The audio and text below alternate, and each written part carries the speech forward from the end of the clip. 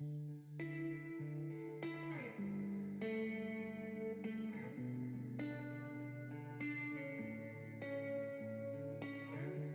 is a podcast by WellHouse Church, where personal spiritual growth is fueled through a variety of practices rather than a single prescriptive time of devotion, where we discuss different spiritual practices that help us be more present with God, others, and ourselves. What's up, practitioners? What up? How we doing? We doing well. All Practicing all day? day. Practice all day. Actually, today we're talking about praying all day. All day. All day. All day. No, but legit, we are talking about fixed hour prayer today. We are. One of my favorite prayer practices. I don't know if it's my favorite. I said one of, yeah, it's up there for me. I do it a lot. I do do it a lot. But that's more because it cuts against my grain of needing to work all the time. Yeah. It forces me to stop. Me too. So I use it a lot. I wouldn't say it's one of my favorites, but I do find it to be one of the most rewarding. It can be, for sure. There is a quote here that I thought was just fantastic from Kathleen Norris. It is a paradox of human life that in worship, as in human love, it is in the routine, in the everyday, that we find the possibilities for the greatest transformation. Yeah. That is just fantastic. Yeah. But no, that's what this is. It is a routine meant for restoration, meant for transformation. Yep. And it does. It stops you in the middle of your day and forces you to pray. Yep.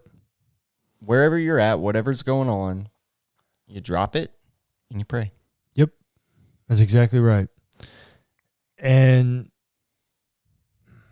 so fixed hour prayer, what it is, and there are some liturgies that you can follow to do this. There are ways to do it on your own, but basically what it is set times throughout the day where you stop to pray. Yep. We get this in a few different places. It's really a Jewish tradition. Jews prayed multiple times a day at the same time every day. They always started with the Shema. Mm-hmm. That's right. And then leading into the Christian tradition, I think Adele talks about it in her book too, but the didache is Greek for teaching. And the didache is a document of the church that's just after the Bible, and it's all the teachings of Christians, like what do Christians do? It's just like another resource alongside the Bible. Yeah. And it tells the church to pray the Lord's Prayer 3 times a day. Yep. That is a version of fixed hour prayer. Yeah, Didache, chapter 8. Another good example that I think about for fixed hour prayer is Daniel. Mm-hmm. He goes and prays 3 times a day. Yep. And oddly enough, we talked about him a little bit last week too in fasting. But he's definitely doing fixed hour prayer. The same 3 times a day he goes to pray. Mm-hmm. Jesus does fixed hour prayer because he's a good Jew. Yeah. Most of the disciples do, as Adele points out in her book. We even see them doing it in Acts. Yeah. That when they're going to pray. Yep. And so it's used a lot. I typically like to use a liturgy when I do it. I find it more helpful. Yeah. So you use a liturgy also? Okay. Yeah, I find using a liturgy more helpful. I actually have an app on my phone that reminds me at 7 a.m., 11 a.m., and 5 p.m. And then it pulls up the liturgy too. It's actually pretty cool. Nice. I might try that. Yeah, it's actually really cool. So you just click on it and the liturgy pulls up too? Yeah, the So you'll get the notification. Click the notification. Boom. Oh, that's nice. Yeah. Yeah, I'm going to have to look this up. It's actually really cool. Yeah, that's helpful. Because I just have one that I follow along with, and I just leave it on my phone all the time as a tab on the internet. And so every day I just go to it and refresh it, and the new day pops up. But I'll send you the link to the app. Yeah, that'd be good. Probably, I don't know if they have it for Android, but I know they have it for iOS. We'll link it in the show notes. Yeah. Excuse me. I'm getting tired. Yeah, me too. But, so, interestingly enough, why is fixed hour prayer important? Or why should you do this? Well, number one, it's not the same kind of prayer that you would normally do. So, like, if you are a person of prayer, your spontaneous or contemplative prayer practice that you normally do, this is quite a different. It's a very different experience. And so because it's a different experience, it's almost like pushing us out of our comfort zone when we pray. And so we end up praying things that we would normally do, praying in places we normally wouldn't pray, which leads us to results we might never get. Yeah. Answers we might never have come to. Breakthroughs that never would have happened. Yep. And I think it's interesting. So yesterday I was in a meeting when it was about my time to do my second round of fixed hour. And I couldn't, like I'm in the middle of a meeting, I couldn't stop to pray. Yeah. But like it's important to me to like try to find a way to pray in that time. And I think this is where we talk about a lot. Don't forsake community for the discipline. Yeah. I could have said, like, hey guys, I need to stop praying for a bit. Yeah. But I didn't. And I think this is where we go, okay, the Lord rewards us for our faithfulness and the desires of our heart, because I'm in a meeting and we're starting to wrap up the meeting, about 30 minutes past when I would normally pray. And it was a good meeting, but I'd shared some things in the meeting that needed to be said, but that were kind of hard. No. And in response, the two guys I was in a meeting with, they were like, man, can we pray for you right now? And I was like, yeah, I would love that actually. And so even in me not doing my fixed hour prayer was on my mind in the time where I should have prayed. And so we were having a lunch meeting. So we stood outside of a restaurant in public and they're praying for me. I really don't know that would have happened if my mind wasn't on fixed hour prayer and me constantly thinking about prayer throughout the day, because I wouldn't have opened my mind to praying in these ways or in these positions, in these situations. No. But what fixed hour prayer does is no matter where you are in the world, yeah, at the same time every day, you're going to stop and pray, no matter where. And so if you are a person that only prays at church or in your bedroom, this is really helpful. Yeah. To get out of that comfort zone, to break out of the kind of rhythms, the monotony of how we always pray, to get to a new experience of prayer. Absolutely. Also, there is something really beautiful.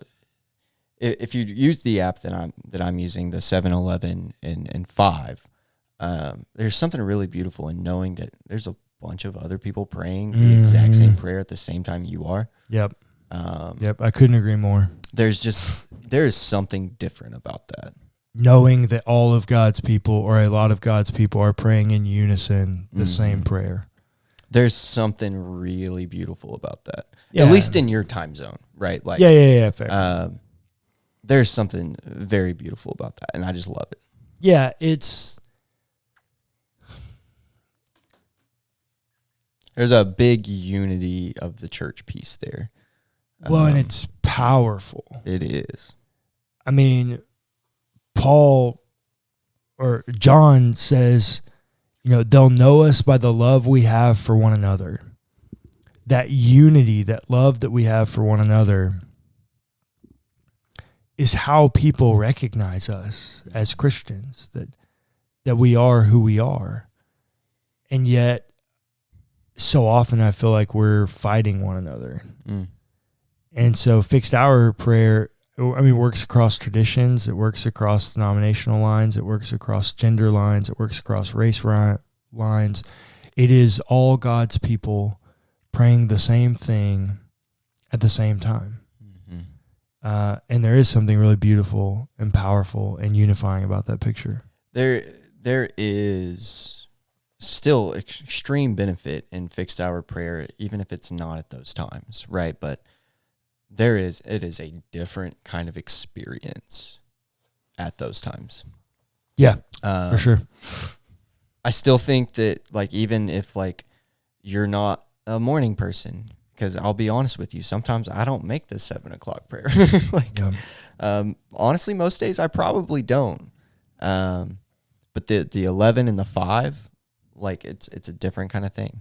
Yeah. And if you do, just try it once or twice. Pick like 2 days out of your week and pray these prayers at 7, 11, and 5 and see what happens. See how you feel after that. Yeah. I also want to point out, it is called a spiritual discipline. Yeah. It takes discipline. Oh, it does. It's not rewarding every time. No. Especially if I'm like in the middle of something and the alarm goes off that it's time to pray. I'm like, man, I really just need to get this done real quick. Like, yeah.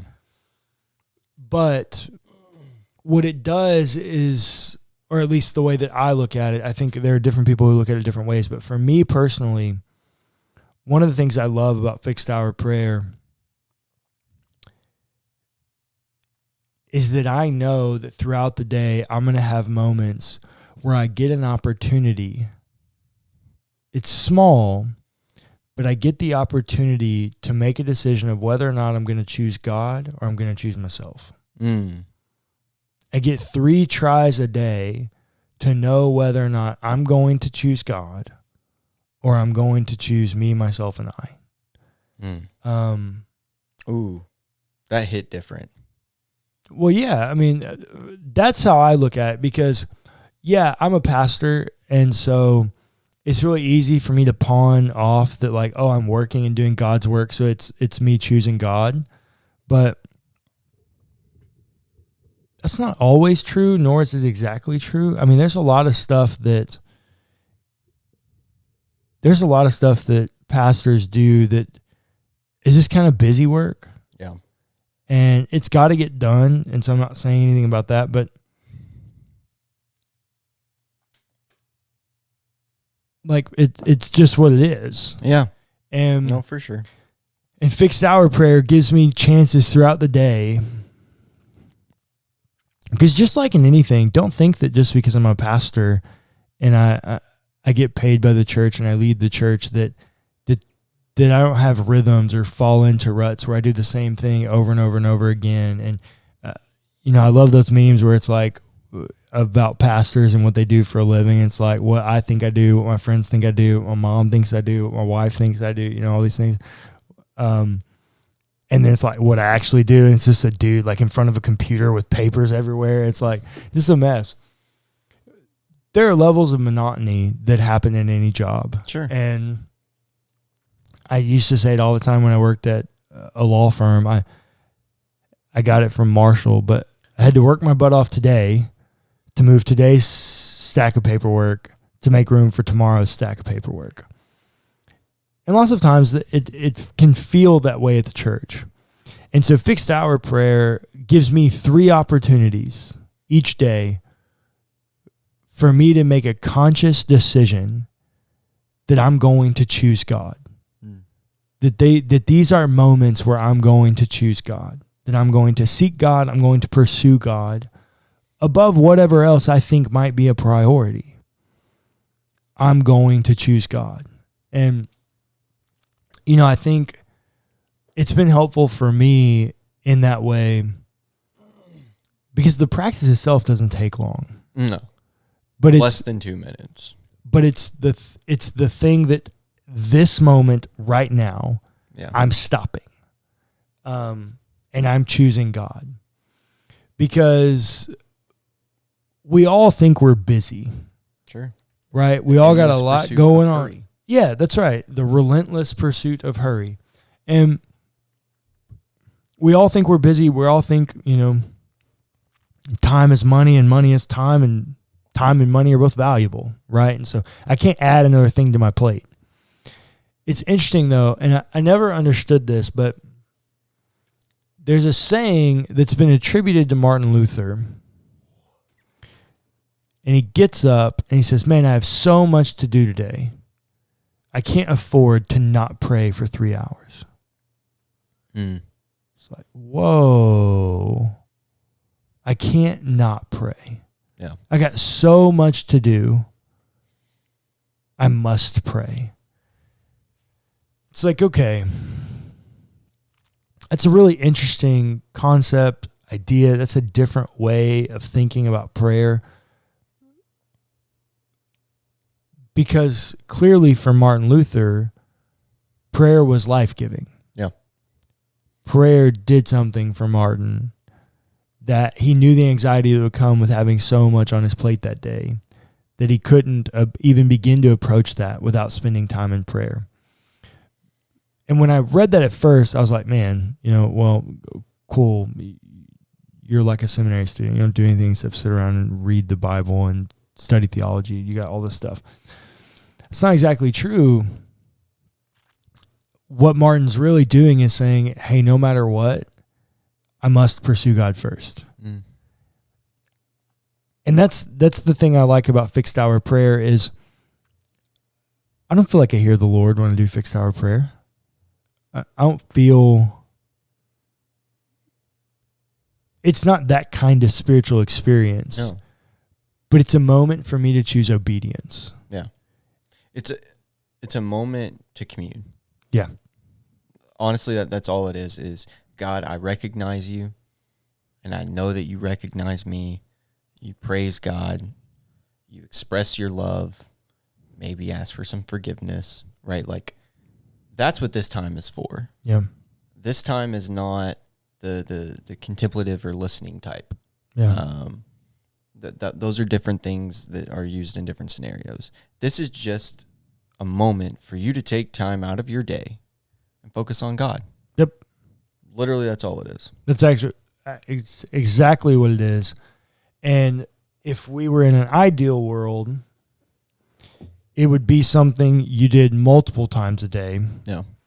And for me, the reason that's important is because each one of these moments, you get an opportunity to choose God. If we do it periodically throughout the day, our mind stays consistently fixed on God. And as that alarm goes off for us to pray,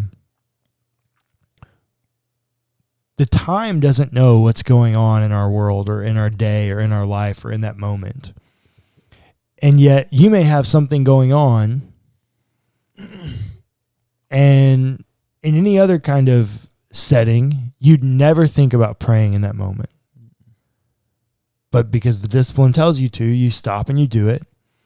And you realize, like, oh, wait, praying in this moment was rewarding. Yeah. And so once again, it puts you in places where you're consistently thinking about God throughout the day, but it also teaches you to pray in different types of situations and scenarios that you might not do it naturally. Yep. No, that's fair. Now, again, don't forsake community for the discipline. Yep. If you're having lunch with people or having dinner with people and your alarm goes off, it's fine. Right? Like, yeah. Don't step away from the table and say, like, no, I got to go pray. Yeah. Like, don't do that. Nobody likes that guy. Yeah. Don't ever forsake community for the discipline. Don't do that. And also, you forget one day. You forget, twice in a day. Like, it's not a big deal, right? Like, this isn't one of those things that if you miss your afternoon prayer, like, you're going to go to hell. Like, don't put that much pressure on it. It is a very valuable practice and something that you should try to do. But, like, don't beat yourself up over it either, right? Yeah, I would say that. I would also say there's a balance here. Definitely don't beat yourself up over it. But take it serious. Yeah, so that's what, if you're going to do it, take it seriously. Yeah. Don't just be like, don't be one of those guys that's like, oh yeah, I do fixed hour prayer, and you pray 1 time a day, 3 times a week. Yeah. And it's like, no, you don't do fixed hour prayer. You attempt. Yeah. And that's kind of admirable, but you don't do fixed hour prayer. Right. And so take it seriously if you're going to do it. And then that's the other thing. Maybe it's not a prayer practice that's for you. Right. I mean, we got 17 weeks on prayer. Yep. And I think I'm going to add another one because I realized the other day that Adele doesn't have one in here that should probably be mentioned. And so maybe fixed hour prayer is not the practice for you. No. And that's okay. Yeah. But if it is one that requires some discipline to do and do well. And so if you're going to choose to do it, take it seriously, try to make your hours, and if you do, it will be life-giving to you.